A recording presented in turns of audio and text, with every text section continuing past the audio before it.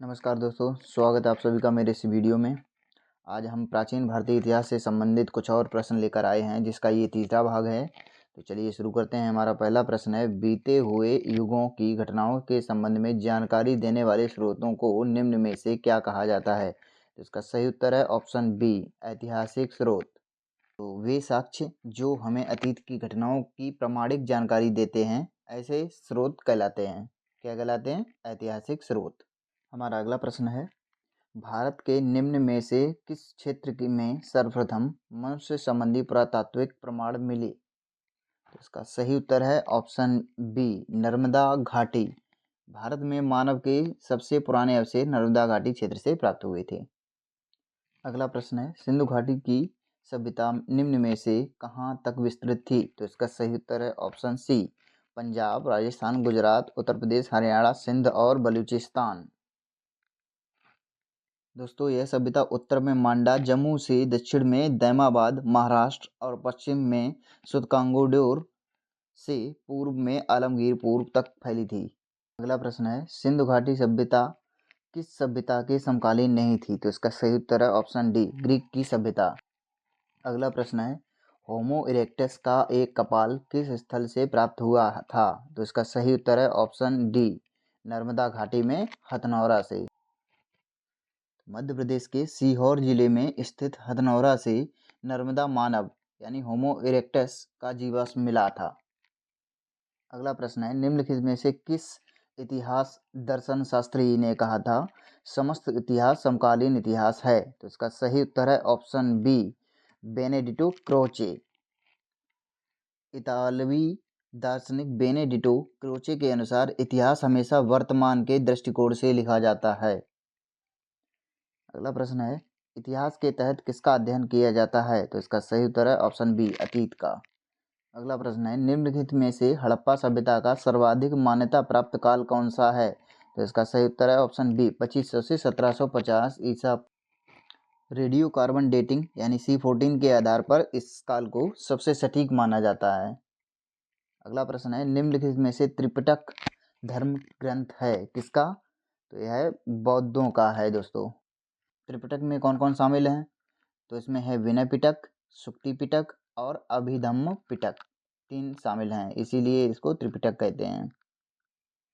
अगला प्रश्न है, कालिदास द्वारा रचित मालविकाग्नि मित्र नाटक का नायक कौन था? इसका सही उत्तर है ऑप्शन बी, अग्निमित्र। यह जो है दोस्तों कालिदास का प्रथम नाटक है, जिसका नायक शुंग वंश का राजा अग्निमित्र है। अगला प्रश्न है, महाभाष्य के रचनाकार का नाम निम्न में से क्या है? तो इसका सही उत्तर है ऑप्शन बी, पतंजलि। और पतंजलि ने ही दोस्तों पाणिनि के अष्टाध्यायी पर यह प्रसिद्ध टीका लिखी थी। अगला प्रश्न है, कौटिल्य के अर्थशास्त्र में निम्न में से किस पहलू पर प्रकाश डाला गया है? तो इसका सही उत्तर है ऑप्शन सी, राजनीतिक नीतियाँ। जैसा इसका नाम दोस्तों अर्थशास्त्र है, यानी कि इकोनॉमी से संबंधित होना चाहिए था, लेकिन इसका नाम अर्थशास्त्र होने के बावजूद भी यह मुख्य रूप से शासन कला और राजनीतिक पर आधारित ग्रंथ है। अगला प्रश्न है, इनमें से किसकी तुलना मैकियावेली के प्रिंस से ही की जा सकती है? तो इसका सही उत्तर है ऑप्शन डी, कौटिल्य का अर्थशास्त्र। शासन के सिद्धांतों के कारण कौटिल्य को भारत का मैकियावेली कहा जाता है दोस्तों। अगला प्रश्न है, निम्नलिखित में से अष्टाध्यायी किसके द्वारा लिखी गई? तो इसका सही उत्तर है ऑप्शन ए, पाणिनि।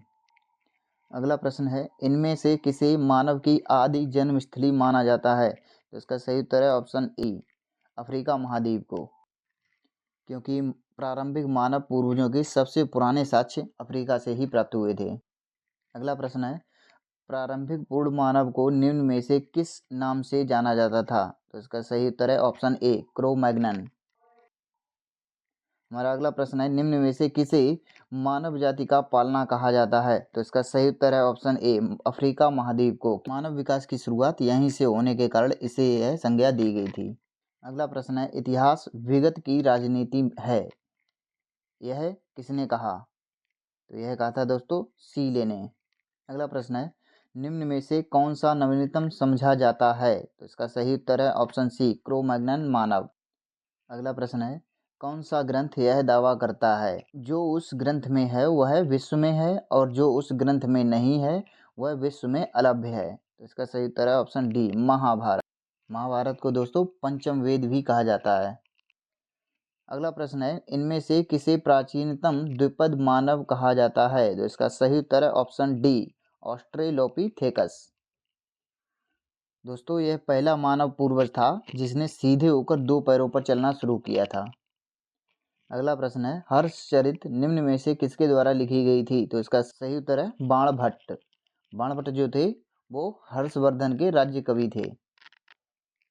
अगला प्रश्न है, निम्न में से किस वेद में प्राचीन वैदिक युग की संस्कृति के बारे में सूचना दी गई है? तो इसका सही उत्तर है ऑप्शन ए, ऋग्वेद। अगला प्रश्न है, मिलिंद पन्हो, मिलिंद के प्रश्न, राजा मिलिंद और निम्न में से किस बौद्ध भिक्षु के मध्य संवाद के रूप में हैं? तो इसका सही उत्तर है ऑप्शन सी, नागसेन। इसमें यूनानी राजा मेनांडर मिलिंद के बौद्ध धर्म संबंधी प्रश्नों के उत्तर नागसेन ने दिया है। अगला प्रश्न है, कल्हड़ की पुस्तक का नाम इनमें से क्या है? तो इसका सही उत्तर है ऑप्शन बी, राजतरंगिणी। अगला प्रश्न है, निम्न में से यह कथन किसका है? समस्त इतिहास वर्ग संघर्ष का इतिहास है। तो इसका सही उत्तर है option A, Karl Marx. Karl मार्क्सवादी विचारधारा के अनुसार समाज का विकास शोषक और शोषित वर्गों के संघर्ष से होता है। अगला प्रश्न है, आधुनिक मानव को वैज्ञानिक भाषा में निम्न में से क्या कहा जाता है? तो इसका सही उत्तर है ऑप्शन ए, होमो सैपियंस। अगला प्रश्न है, द हिस्ट्रीज के रचनाकार का नाम क्या है? तो इसका सही उत्तर है ऑप्शन डी, हेरोडोटस। अगला प्रश्न है, निम्नलिखित में से आधुनिक मानव के हाल का पूर्वज कौन है? तो इसका सही उत्तर है ऑप्शन ए, क्रो-मैग्नन मानव। अगला प्रश्न है, निम्न में से तिथियों के साथ प्रयुक्त होने वाला बीसी किसका संक्षिप्ताक्षर है? तो इसका सही उत्तर है ऑप्शन ए, बिफोर क्राइस्ट। अगला प्रश्न है, निम्न में से जातक किसका ग्रंथ है? तो इसका सही उत्तर है ऑप्शन ए, बौद्ध।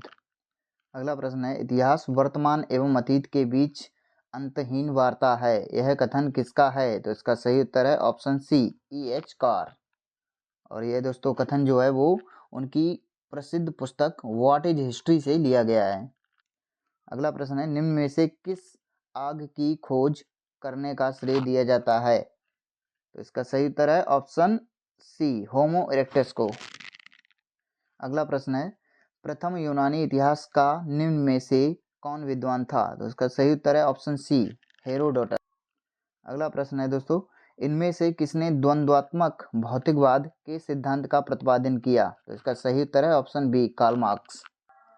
अगला प्रश्न है, सबसे पहले मानव सदृश प्राणी जो प्रज्ञा मानव यानी कि होमो सैपियंस से प्रजातीय रूप में भिन्न था उसे सामान्यतः किस रूप में जाना जाता है? तो इसका सही उत्तर है ऑप्शन ए, पिथेकैंथोपस के रूप में।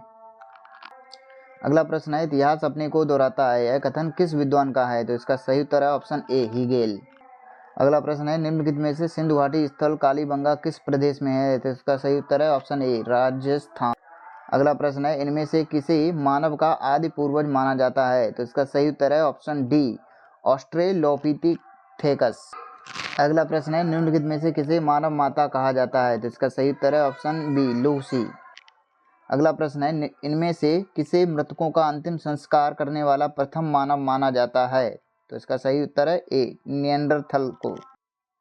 दोस्तों यह प्रजाति धार्मिक अनुष्ठानों और शवों को दफनाने के लिए जानी जाती थी। अगला प्रश्न है, इनमें से किस पदार्थ का उपयोग हड़प्पा काल की मोहरों मुद्राओं के निर्माण में मुख्य रूप से किया गया था? तो इसका सही उत्तर है ऑप्शन डी, सेल खड़ी। अगला प्रश्न है, इतिहास के पिता की पदवी सही अर्थों में किससे संबंधित है? इसका सही उत्तर है ऑप्शन बी, हेरोडोटस। व्यवस्थित इतिहास लेखन की शुरुआत करने के कारण इन्हें यह सम्मान प्राप्त है। अगला प्रश्न है, कार्ल मार्क्स ने वर्ग संघर्ष की प्रक्रिया को किस सिद्धांत की मदद से समझाया है? तो इसका सही उत्तर है ऑप्शन डी, द्वंद्वात्मक भौतिकवाद। इसी सिद्धांत के जरिए उन्होंने पूंजीवाद के पतन और साम्यवाद के उदय की व्याख्या की थी। अगला प्रश्न है, हड़प्पा सभ्यता निम्न में से किस युग की थी? तो इसका सही उत्तर है ऑप्शन बी, कांस्य युग। इस काल के लोग तांबे और टिन को मिलाकर कांसा बनाना जानते थे। अगला प्रश्न है, निम्न में से किसने स्पष्टता कहा है कि इतिहास के समस्त निष्कर्ष युक्ति संगत साक्ष्यों पर अधिकार होते हैं। तो इसका सही उत्तर है ऑप्शन ए थ्यूसिडाइडिस। अगला प्रश्न है, सिंधु घाटी सभ्यता के लोगों का मुख्य व्यवसाय निम्न में से क्या था? इसका सही उत्तर है ऑप्शन डी व्यापार।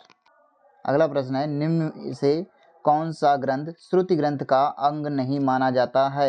इसका सही उत्तर है ऑप्शन सी पुराण। श्रुति वेद में ब्राह्मण, आरण्यक और उपनिषद आते हैं। पुराण स्मृति श्रेणी के अंतर्गत आते हैं। अगला प्रश्न है, हम इतिहास से यही सीखते हैं कि आदमी इतिहास से कभी कुछ नहीं सीखता, यह कथन किसने कहा था? तो इसका सही उत्तर है ऑप्शन डी हीगेल। अगला प्रश्न है, सिंधु घाटी सभ्यता में घोड़े के अवशेष इनमें से कहाँ मिले थे? तो इसका सही उत्तर है ऑप्शन बी सुरकोटदा। गुजरात के सुरकोटदा से घोड़े की अस्थियां के साक्ष्य प्राप्त हुए थे। तो ठीक है दोस्तों, आज का हमारा वीडियो यहीं पर समाप्त होता है। आशा करते हैं आपको ये बहुत पसंद आया होगा, और यदि आपको ये पसंद आया हो तो वीडियो को लाइक, चैनल को सब्सक्राइब करके वीडियो को शेयर करना ना भूलें। धन्यवाद।